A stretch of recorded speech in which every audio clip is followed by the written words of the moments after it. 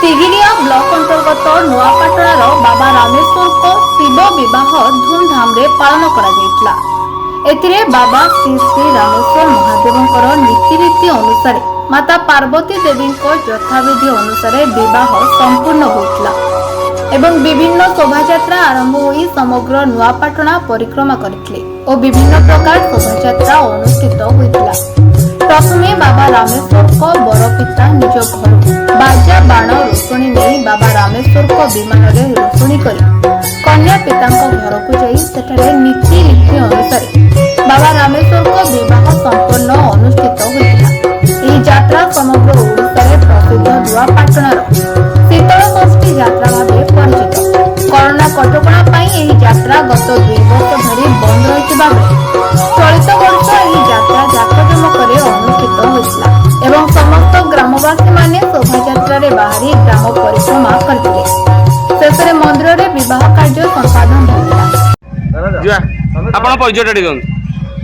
मु केशव चंद्र पात्र ए रामेश्वर सेवा संघर मु सभापति अछि। दीर्घ बहु वर्ष होला हमरो ए संघ माध्यम रे रामेश्वर सेवा संघर रामेश्वरंकर विवाह उत्सव कार्यक्रम चालुछि। एथिरे आमर नुआपाटना एवं जेमादेपुर ए आखपाखर समस्त गाँ लोकंकर बहु सहयोग अछि।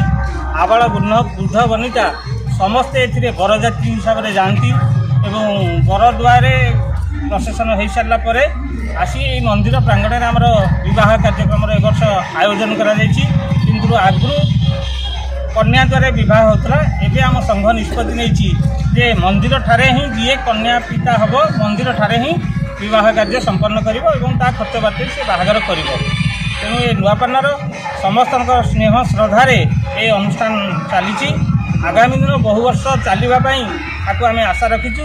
समस्ते मिलमिशि ए पर्व को नुआपाटनार आबाल वृद्ध वनिता एवं आखपाख अंचल सबू लोकंर बहु स्नेह श्रद्धा एमती केबे शीतल षष्ठी आसो समस्ते अपेक्षा आबामान कालू आम राज्य ओडिशा रे एक धूमधाम सहित पालन करा तबे नुआपाटना जो पालन करा नीतिकांति कि रही ठाकुर को कि सकाल ठार आरंभ कर विवाह पर्यंत ठाकुर कौन सब नीतिकांति रही समय विवरण आमर अक्षय तृतीया ठारू जी कन्या पिता हमें आमर बरणी करती ठाकुर को से दिन प्रथमे तांकर नीतिकांति आरंभ हुए एवं ठाकुर 3 दिन पूर्वर आमर निमंत्रण हुए ठाकुर निमंत्रण सरला पर से माने आम ग्रामर जेते देवादेवी मंदिर अच्छी सबू मंदिर रे जाई गुआ चाउल फूल पान दे सबू ठाकुर को एठिकी निमंत्रण करा जाए एवं निमंत्रण सरला पर आज विवाह कार्य संपन्न करा जाए शीतल षष्ठी।